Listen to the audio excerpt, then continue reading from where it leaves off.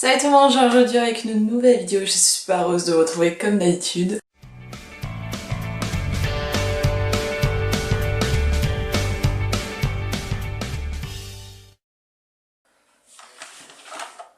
Aujourd'hui je reviens avec une vidéo pour vous parler de comment en fait préparer votre rentrée en fac de droit. Pour ceux qui vont rentrer en fac de droit pour la première fois, donc qui vont rentrer en L1. Je vais également donner des conseils pour ceux à qui ce n'est pas leur première rentrée en fac de droit. Premier conseil que je peux vous donner pour vraiment préparer votre rentrée au mieux, c'est tout simplement de ne rien faire. Peut-être en étonner quelques-uns, mais je pense que c'est le meilleur conseil que je peux vous donner. Profitez de vos vacances d'été, de vous reposer, de faire les choses qui vous font plaisir. Si vous allez rentrer en fac de droit pour la première fois, généralement vous venez tout juste d'avoir votre bac, du coup de quitter le lycée, donc c'est encore tout ce mode un peu, voilà, liberté, la libération. Profitez de ce sentiment-là, passez les meilleures vacances d'été de votre vie. Prenez vraiment ce temps pour vraiment juste vous reposer. C'est pendant l'année où on bosse, c'est pendant l'année où on n'a pas vraiment... Enfin, on a une vie...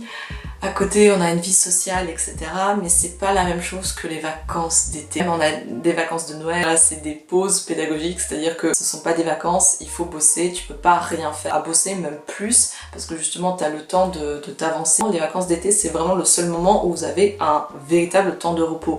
Faire des trucs aussi où vous avez pas trop le temps de le faire pendant l'année, comme par exemple passer le permis. Mais si vous voulez vraiment absolument quand même faire quelque chose en rapport avec le droit, pas forcément vous avancer, mais pour ceux qui vont rentrer en fac de droit pour la première fois, de tout simplement voilà, vous donner un petit aperçu, un petit avant-vue pour cette année, pour les années à venir. Je vous invite à tout simplement regarder différentes vidéos sur YouTube en rapport avec le droit. Je vous ai fait une vidéo sur les youtubeurs, lesquels selon moi il faut tout simplement regarder lorsque on est en fac de droit. Faire quelque chose d'assez sympathique, à savoir regarder une vidéo YouTube, mais en même temps apprendre des trucs. Si vous savez que vous avez des difficultés au niveau de la langue française, n'hésitez pas à tout simplement profiter de ce temps de pause où vous n'avez pas grand chose à faire pour tout simplement essayer d'améliorer tout ça. Parce que c'est vrai que le français c'est quelque chose de vraiment essentiel en fac de droit, c'est vraiment notre outil de travail parce qu'on rédige énormément, ça demande d'avoir une certaine éloquence et il faut savoir tout simplement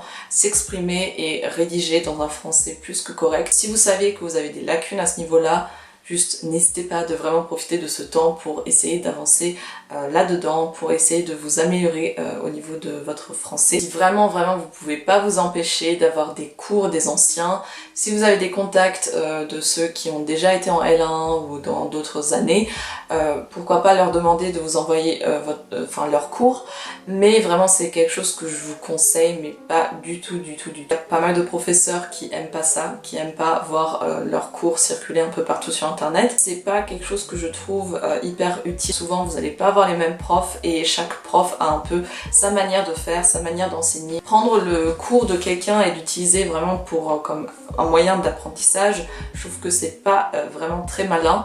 Maintenant je peux comprendre cette curiosité, tout simplement voilà, lire un peu tout ce qu'on va aborder pendant l'année ou pendant le semestre en tout cas. Si vous avez cette possibilité là, why not, mais ne vous mettez pas à vraiment apprendre tout ça par cœur.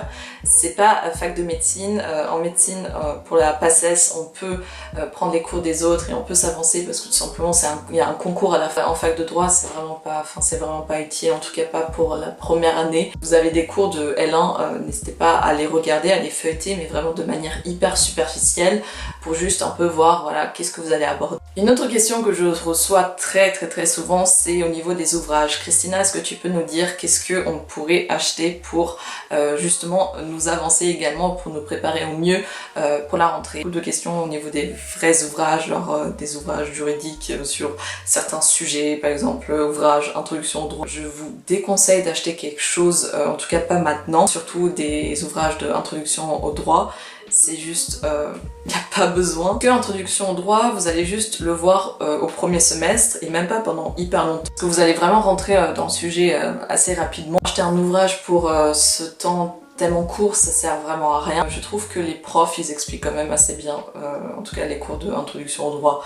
Maintenant, si vous allez avoir des profs qui, vous trouvez, expliquent vachement mal, pourquoi pas songer à investir dans un ouvrage, mais de nouveau il faut vraiment bien choisir les ouvrages, ça se passe vraiment pendant l'année, quand vous remarquez que tout simplement il y a un prof qui vous trouvez que son cours n'est pas du tout compréhensible, en tout cas pas pour vous, à ce moment-là, la question peut se poser, est-ce que j'investis dans un ouvrage? Mais de nouveau, la bibliothèque universitaire existe également, on peut emprunter, je crois, dans la mienne, on peut emprunter jusqu'à 20 livres, ce qui est énorme. Il y a quand même 3 ouvrages que je dois vous mettre à cœur et que vous pouvez acheter dès à présent et que vous pouvez commencer à feuilleter si vous en avez envie. Le Code civil, c'est celui de Dalloz, vous pouvez choisir celui que vous voulez. Celui-ci, pour le feuilleter, voilà, vous regardez un peu vite fait comment ça se présente. Pas besoin de commencer à apprendre tout ça par cœur parce que c'est un mythe, ça n'existe pas, les étudiants en droit qui apprennent tous les articles par cœur, un par un. Un autre ouvrage que je peux vraiment vous mettre à cœur, c'est le lexique des termes juridiques. De nouveau, c'est celui qui vient de chez Dalloz. Pas obligé de prendre celui de chez Dalloz, il y a différentes maisons d'édition qui en font, mais c'est vrai que celui-ci, je l'ai depuis ma première année et il m'a toujours bien servi. L'édition 2016-2017 parce que tout simplement je l'ai depuis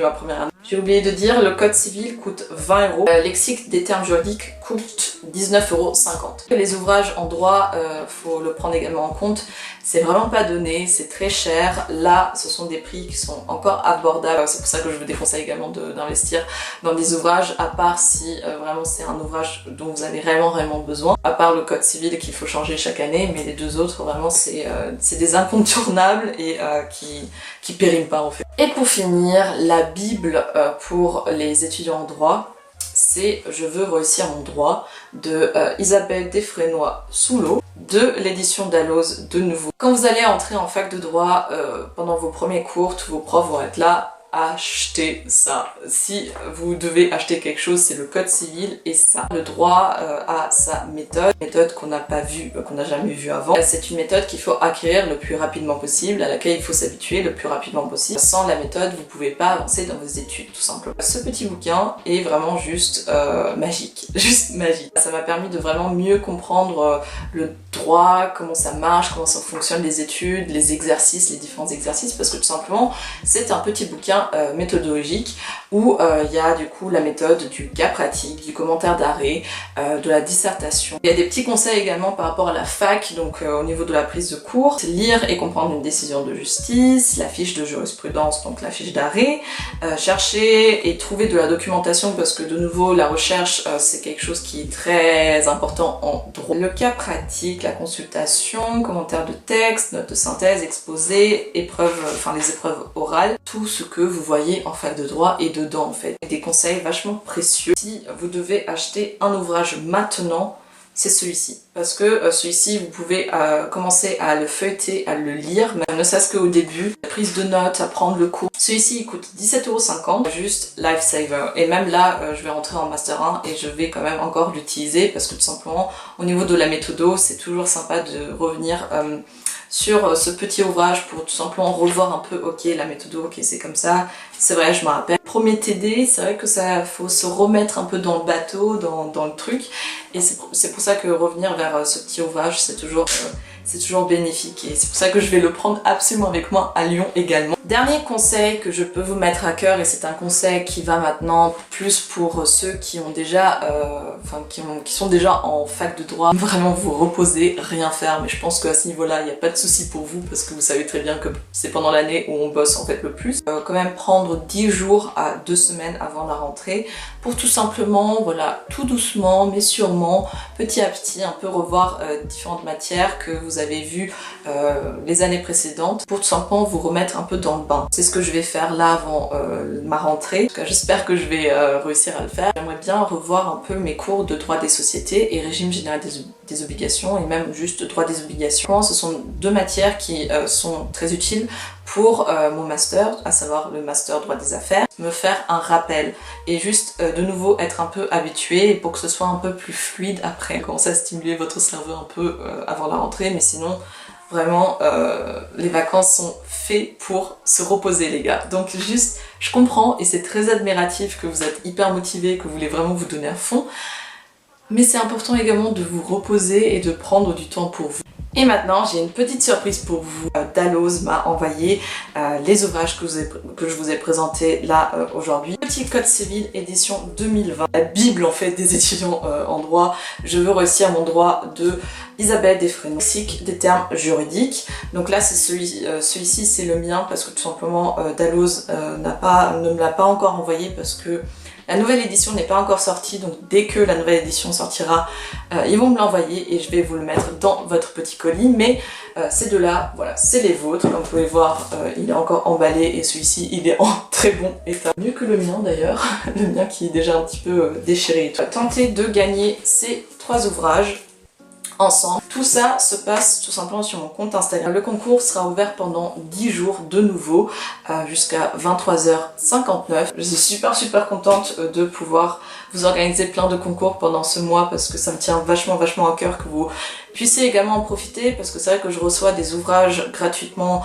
chaque année de la part des différentes maisons d'édition et ça me fait à chaque fois tellement plaisir, mais je me dis faut que vous en profitiez également parce que après tout c'est grâce à vous que je reçois tout ça, au fait que vous regardez mes vidéos, donc il faut également rendre l'appareil. C'était ma vidéo, mes petits conseils pour la rentrée, comment au mieux préparer votre rentrée en fac de droit. J'espère que cette vidéo vous aura plu. N'hésitez pas à me dire dans les commentaires ce que vous en avez pensé, à rajouter des petits conseils si vous en avez, à tout simplement partager votre expérience si vous êtes d'accord avec moi ou pas. À ce, je vous souhaite de passer une agréable journée, ayez confiance en vous parce que c'est très important et on se retrouve très vite pour une nouvelle vidéo. Ciao!